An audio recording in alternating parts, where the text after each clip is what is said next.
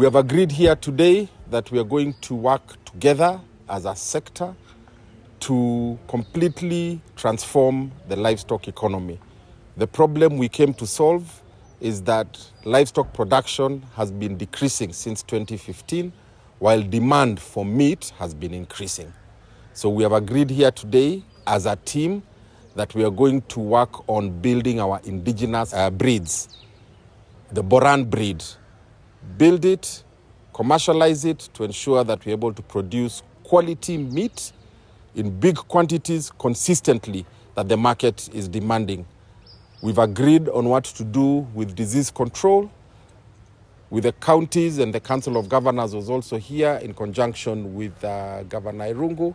We agreed that we are going to coordinate disease control at a national level with all the counties involved in the implementation so that we can look at disease control not as county by county, but as Kenya.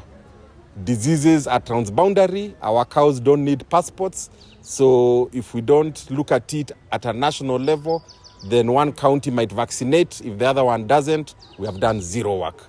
So we have come up with a program on which we are going to do a national vaccination program and make sure that we vaccinate north of 80% of our animals. We've also agreed on the feed situation. Right now, there's a lot of pasture because of the rains we've received since October last year. And we know soon the rains will go away and we could be in another drought.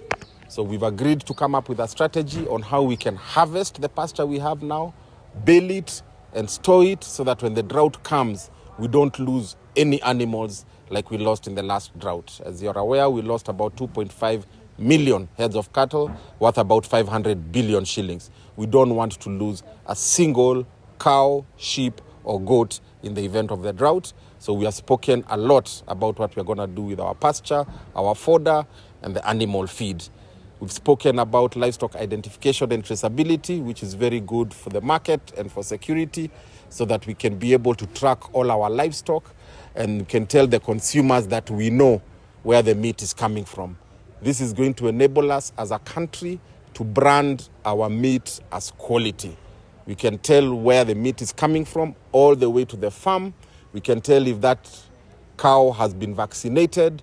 We can tell when it was born. We can tell what it has been eating, and that gives confidence to the market that we are now have a superior product in beef that we can proudly call Kenyan. We have also been here with our members of parliament, led by the patron of the Pastoralist Parliamentary Association, Colonel Rasso, MP for Saku, and we have agreed that with about 110 MPs who are members of the Pastoral Parliamentary Association, that they will help us do awareness and capacity building with the pastoralists so that we can work with the pastoralists to produce animals, to finish and fatten them, and to get quality production of animals for our market. We've also agreed with the parliamentarians that they're going to help us in developing the laws and the legislation, regulations that are needed to govern our livestock industry so that we all play with the same rules and we make sure that we can build this sector together through good regulation and governance around the meat sector. Lastly, we spoke about extension services, how we are going to work with the Kenya Veterinary Association, how we are going to work with animal health assistants so that we can assign our vets and our animal health assistants to a specific herd of cattle. One vet per 1,500 herds of cattle to make sure that we are producing correctly.